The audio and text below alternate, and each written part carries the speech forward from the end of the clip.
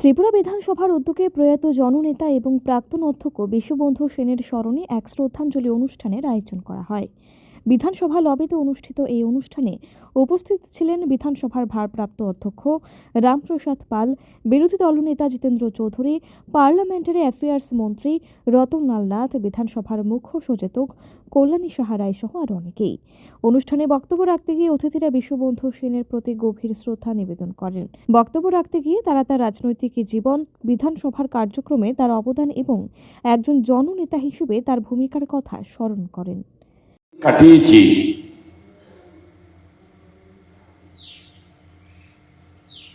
ওনাকে আমি প্রথম দিনেই ওনার যে নাম, সেই নামটাকে আমি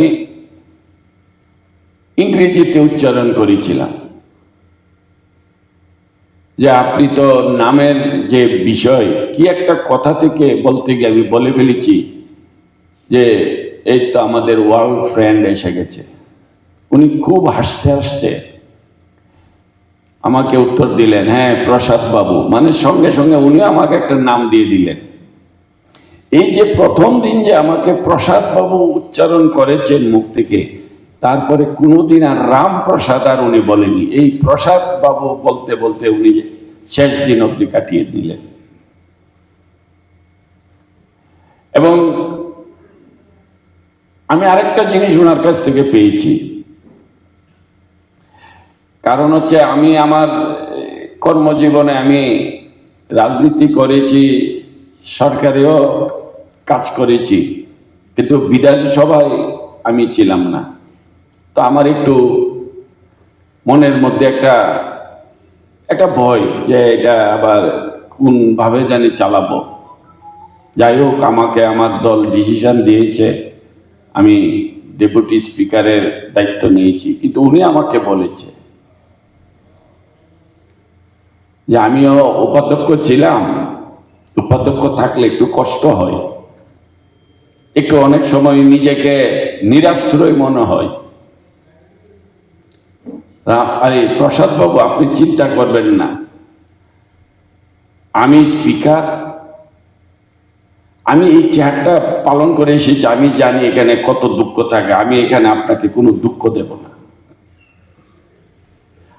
আমি যতক্ষণ আছি আপনি ভাববেন, আপনি যে কোনো বিষয়ে আমার সাথে ডিসকাস করবেন বা আমি আপনাকে নিয়ে ডিসকাস করব, আপনাকে ছাড়া আমি কোনো কাজ করব না। যেইভাবে বলেছেন ঠিক সেইভাবে উনি যে কোনো বিষয়। প্রসাদবাবু এসছে, অনেক সময় আমি আসতে পারতাম না, যেটা কল্যাণীদি বলেছে, আমরা তিনজনকে নিয়ে উনি কাজ করতেন। ওনার কিন্তু পাওয়ার ছিল একা করার ডিসিশন, অধ্যক্ষ অল ইন অল। তারপর উনি আমাদেরকে গুরুত্ব দিতেন। আরে রামপ্রসাদ বাবু, আপনি তো প্রসাদ বাবু আপনি তো আসেন নাই, এমন একটা আলোচনা ডিসিশন আমরা নিতে চাই, আপনি কি বলে? আমি বলছি ঠিক আছে, নিয়ে নেন। এই যে ওনার মধ্যে যেমন উনি বিশ্ববন্ধু সেন, এই যে বিশ্ব মানে একটা বিরাট বিষয়, ওনার ভিতরটা ছিল বিরাট। বরঞ্চ আমি মাঝে মধ্যে ওনার কাছে রাগ হয়ে যেতাম। এখন যখন ওনার রুমে যেতাম, তখন ওনার রুমে যতক্ষণ উনি থাকতেন অফিসে রবীন্দ্রসঙ্গীত, যাওয়ার সাথে সাথেই বসতে বলতেন ওনার সাথে চেয়ারটাতে, এবং ওনার এই রবীন্দ্রসঙ্গীত শুনে আমিও রবীন্দ্রসঙ্গীতে চলে যেতাম, আর কি নিয়ে গিয়েছি সেটাও ভুলে যেতাম। এটা অনেক সময় আমার কাছে হয়েছে। এবং বলতো, হ্যাঁ প্রসাদ বাবু বলেন। তো এই যে ওনার মধ্যে যে একটা ভালোবাসা হতে পারে, বা এটা একটা ওনারই একটা গড গিফট, ওনার কাছ থেকে আমরা পাই। আসলে ওনাকে হঠাৎ করে হারিয়ে আমার মনে হয় আমি একটু, সবাই তো যাবি, পৃথিবীর তো কেউই থাকবে না, যাচ্ছেও প্রতিদিন। আমি আজকে সকালে আমার একজন প্রিয় কার্যকর্তাকে হারিয়েছি।